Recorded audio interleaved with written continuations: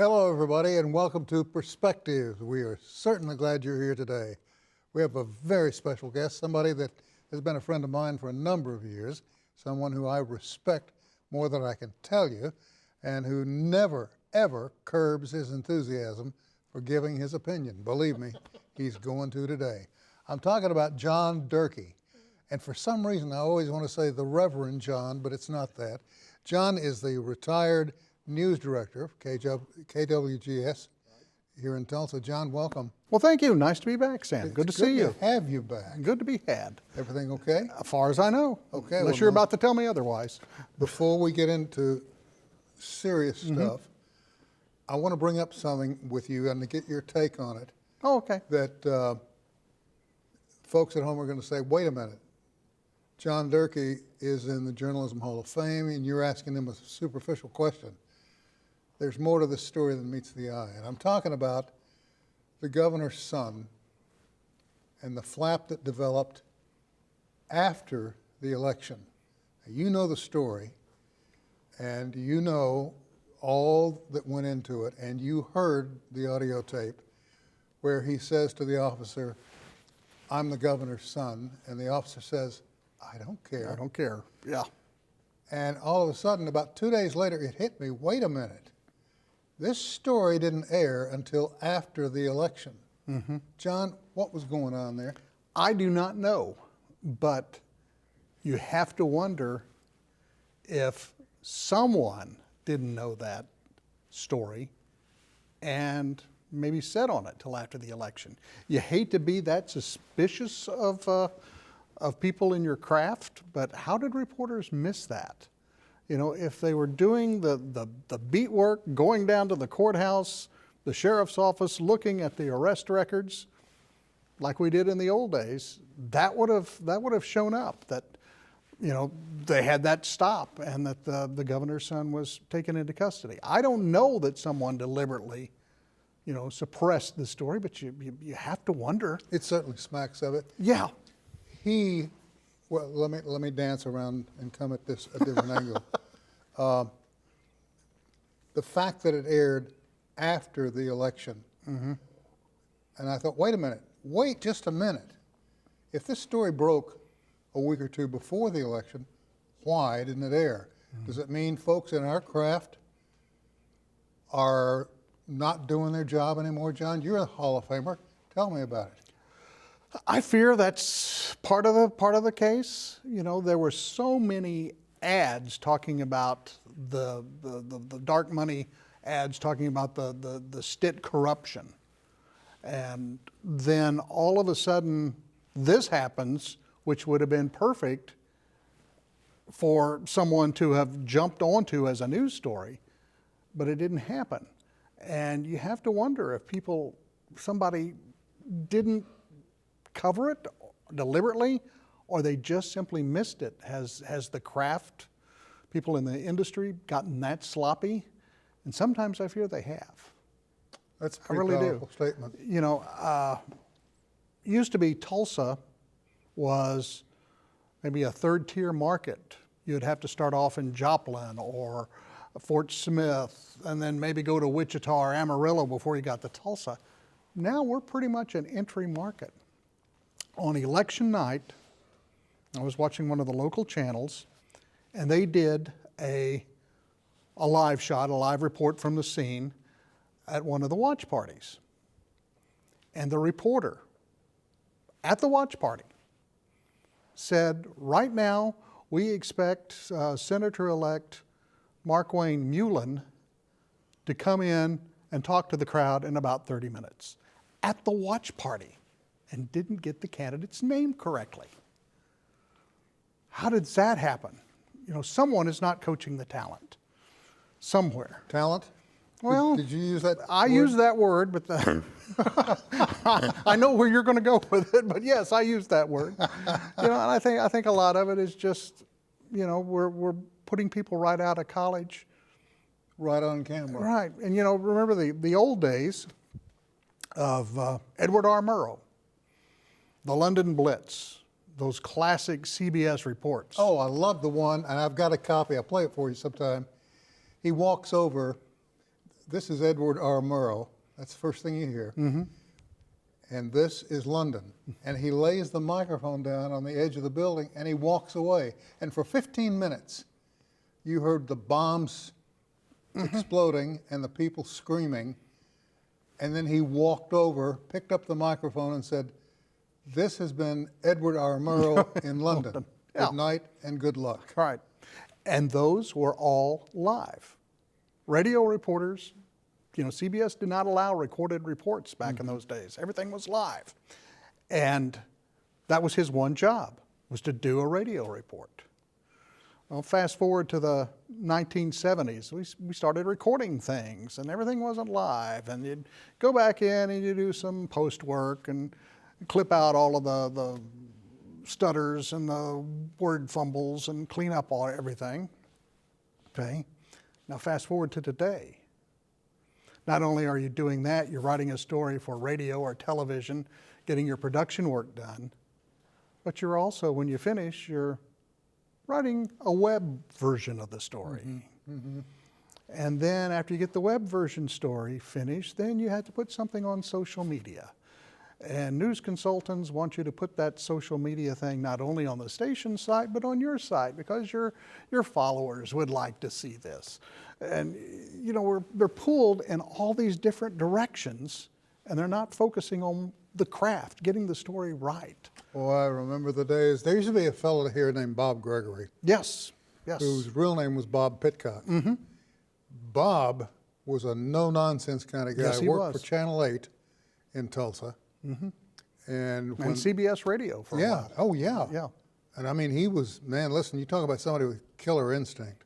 But let me move on here, because we sit and talk about the timing of Stitt's son all day long and not arrive at At a conclusion. well, we couldn't we? Let's move to the House and the Senate in Oklahoma City. What do you see as the biggest challenge for the people coming out of the House and Senate? We have one party rule.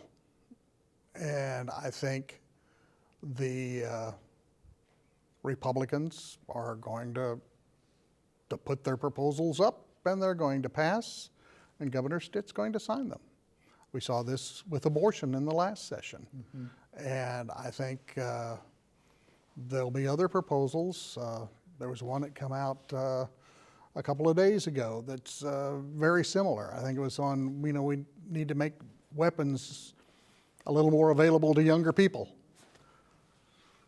That's going to not be up for a rigorous debate, because you have to have two sides to debate, and when you have like 18 Democrats in the House and the rest are all Republicans, it's going to get pushed right through. And of course, in Oklahoma history, the first 90 years of Oklahoma, it was the Democrats in charge, and the same thing.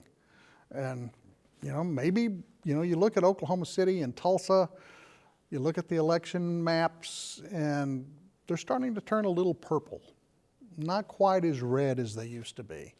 And will that follow the rest of the state? I don't know. I really don't. It's always a judgment call when it comes to the political side of Oklahoma. Right. And one never is able to project it. Right. Right. But sometimes I hear legislation being talked about in Oklahoma City doesn't quite register the same by the time it gets to Tulsa.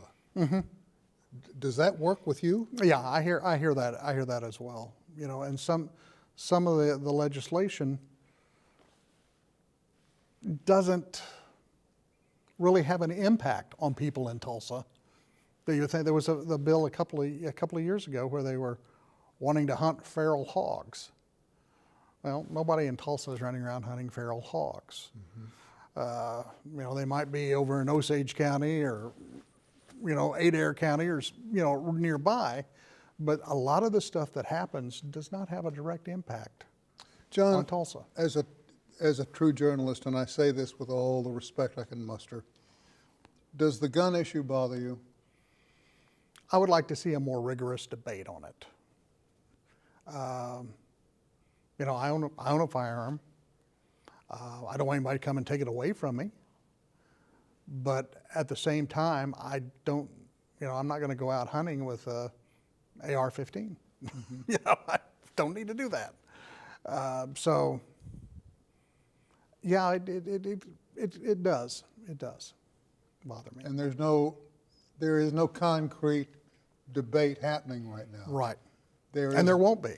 And granted, because it seems as though, I hate to use the phrase bought and paid for, but it seems as though contributions to campaign finances is the order, is the rule, is the way of life here, as opposed to doing the will of the people. Right.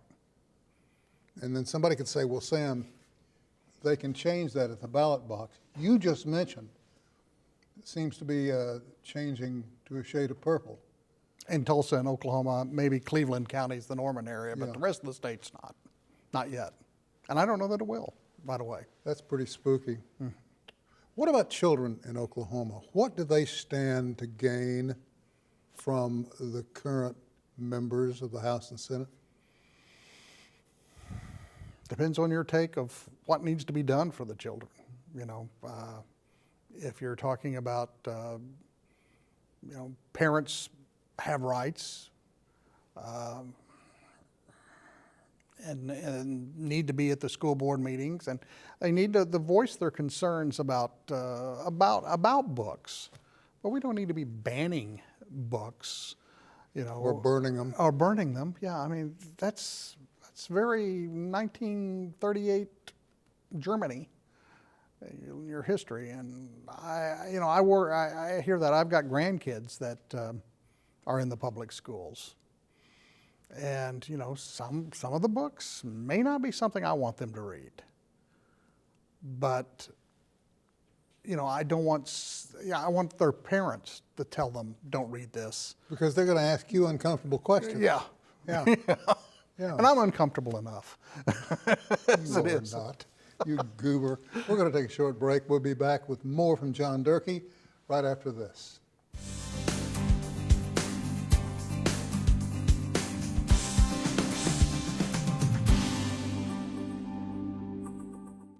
Is there a solution to taxation without representation in Oklahoma? They take our tax money and then they spend it the way they want. as opposed to the way we want. I see more and more of that. Yes, and I see more and more of it falling away from the state and the tribes picking up some of the slack. And you know, road construction.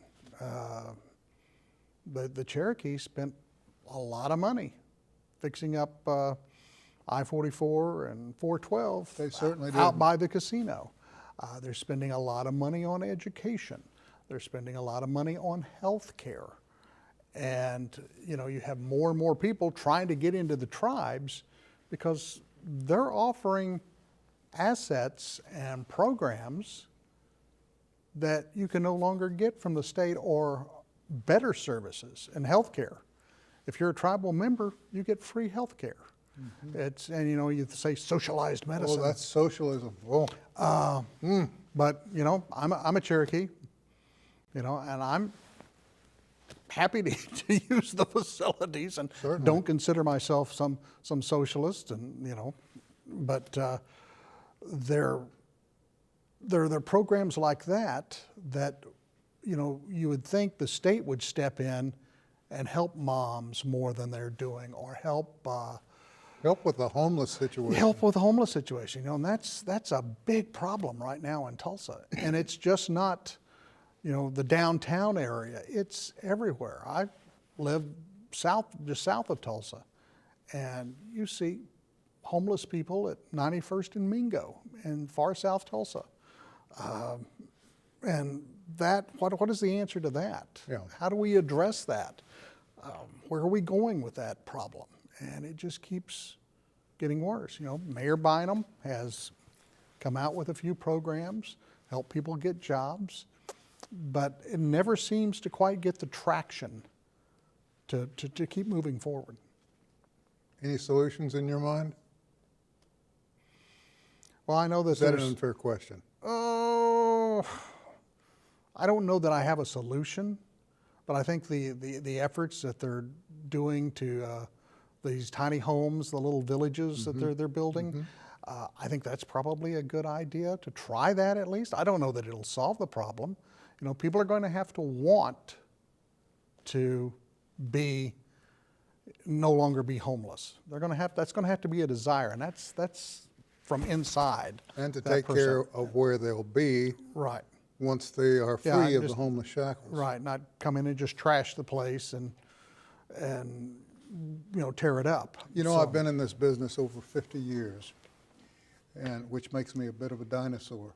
Well, I know the feeling. I remember very distinctly, Wilma Mankiller told me something, and Ross Swimmer, both Past chiefs, Cherokee chiefs. in reverse order, but they both said essentially the same thing, independent of one another. You've got to take care of the people first. They're the ones that brought you here. And as opposed to that happening, it seems as though when we deal with lawmakers today, we're dealing with, you've got to dance with those what brung you. Yeah. And that's the campaign contributions, back to what you were talking about earlier. Exactly. And it's interesting what the Cherokees have done and what the other 4 large tribes are doing to imitate it, preserving the language, for example. Yeah, $20 million new center. Businesses popping up right and left, taking care of roads, as you mentioned. They're not sitting on their laurels. Right. They may disagree at the council meeting, but when it comes down to fish or cut bait, they cut bait. Very true. Very true. Where do we go from here, John? How do we make Oklahoma a more fair state? What do we do? I think it's going to take a lot of work, and I think it's going to have to be grassroots. People are going to have to start writing their legislator, start talking to their legislators, and let them know how they feel, rather than you know, just going to the ballot box and Checking it off. checking, you know, one party straight voting. You know, get involved. And there's not a lot of that. People love to complain, and I'm one of them. Yeah, but you're retired. I'm supposed to. That's right. Thank you. I hadn't thought of that. But you know, people like to complain, but they don't do anything about it. You know, you've got to pick up the phone, call your lawmaker, let them know, hey, I'm concerned about this. Is there any piece of legislation currently facing the House and/or the Senate in Oklahoma City that we need to be concerned about? To be honest, I haven't paid that much attention. I know there's some things that kind of like, really? Everything going on in this state, that's the most important thing you want to fix? But I don't know of anything that just, you know, jumps out at me. I mentioned the gun legislation, and you know, it's to lower the age of people being able to have guns. All right, I think it goes to like 16 or something like. I don't know. I didn't read the bill, but something like that. You know, it's like, my thing is, explain to me why we need this. Why is that needed, that they need to buy the guns? You know, why? I mean, do you hunt Bambi with an AR-15? Yeah, exactly.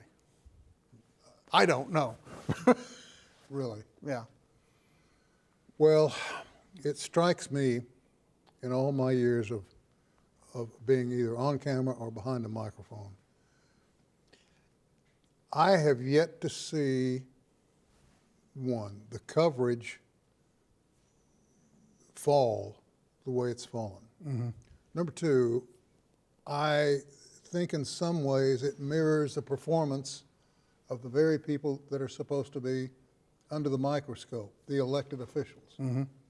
Am I off base there? No, I don't think you are, but I think the blame is social media, because politicians no longer have to rely on the media. 20 years ago, you're a politician, you wanted your story out there, you held a news conference, you talked to reporters. They ask you the tough questions, you got this, you got your side out. Mm-hmm. Nowadays, they completely bypass the media. Completely bypass it. They go on Facebook, they go to Twitter, they put out their stories, they even shoot their own videos and put those out there. So they're just bypassing the media. So they get around the watchdog, the alleged watchdog. Mm-hmm. So I think that's a big part of the issue. In the last 15 days, we have had a number of high-profile shootings. Mm-hmm. And it strikes me that the people who reported on those shootings did so without any regard to, did they obtain the weapon legally? Where did they get it? Was any thought given to a background check? Mm-hmm. Did they buy it on the street? What happened? And my wife, God bless her, she just, I look at the paper, or what used to be the paper, and, the other paper's gone. Mm-hmm. So I guess the print folk think, well, you're getting what you need to know from us. Mm-hmm. Not true. Contraire. I need more input. Mm-hmm. I need more coverage, and I'm not getting it. Yeah. And yet, all of the newscasts are longer. It used to be you had something, little 5-minute breaks in the Today Show, something at noon, something at 6, something at 10. Yeah. Now you got 4-hour morning shows that repeat the same story every 25, 30 minutes. And it looks like you're getting more, but you're getting the same thing recycled. All right, let's play this game. Let's say that John Durkee just walked in and said, hi, I'm trying to get a job. I want to get started. Mm-hmm. What should I look for in you? What should I ask of you? And paint a portrait of how a young John Durkee should be treated. I would be looking for someone that is very inquisitive, asks a lot of questions. Not only of me as an employer, but as, life in general, inquisitive. What I'm seeing, or what I was seeing before I retired, was a lot of people coming in that were very opinionated, but weren't very inquisitive. Let me interrupt you just a minute, because we got about a minute and a half. How important is civility? I think it's very important. Why? Because our society is decaying without it. And I think the last 6, 8 years, we've seen just, everybody's calling each other names. Nobody's sitting down talking, and no one's listening. And it seems as though, to moi, that I'm hearing a lot of folks say, well, as soon as we're sworn in, we're coming after you. Oh, yeah. What happened across the aisle? Mm-hmm. You remember Barry Goldwater? Mm-hmm. Barry Goldwater used to walk across the aisle every single day. And at the end of the day, it was very common for members of the House and members of the Senate to gather in various offices across the aisle to work things out. Ronald Reagan, Tip O'Neill. They were great friends. I saw a piece a couple of days ago, I think it was in the Oklahoman, about Henry Bellman. And where are the Henry Bellmans of today? He crafted House Bill 1017. No Republicans are doing that, Boy, tell me about it. We're out of time. John, thank you. Will you do it again? Sure. I'm going to call you on that. We're all out of time. I hope you've enjoyed hearing what this man had to say as much as I did. We'll see you next time. Have a good night.